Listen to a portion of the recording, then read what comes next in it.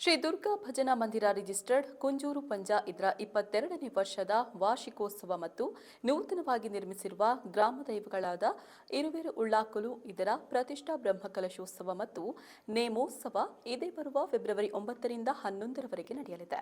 ಸುಮಾರು 700 ವರ್ಷಗಳ ಇತಿಹಾಸವಿರುವ ಇರುವೆರು ಉಳ್ಳಾಕುಲು ದೈವದ ಪ್ರತಿಷ್ಠಾ ಬ್ರಹ್ಮಕಲಶೋತ್ಸವ ಹಾಗೂ ನೇಮೋತ್ಸವ ಬ್ರಹ್ಮಶ್ರೀ ಕೆಮಿಂಜೆ ಶ್ರೀ ಲಕ್ಷ್ಮೀಶ ತಂತ್ರಿಗಳ ನೇತೃತ್ವದಲ್ಲಿ ವೇದಮೂರ್ತಿ ಶ್ರೀ ಉದಯನಾರಾಯಣ ಕಲ್ಲೂರಾಯ ಉಪಸ್ಥಿತಿಯಲ್ಲಿ ವಿವಿಧ ಧಾರ್ಮಿಕ ಕಾರ್ಯಕ್ರಮಗಳೊಂದಿಗೆ ನಡೆಯಲಿದೆ.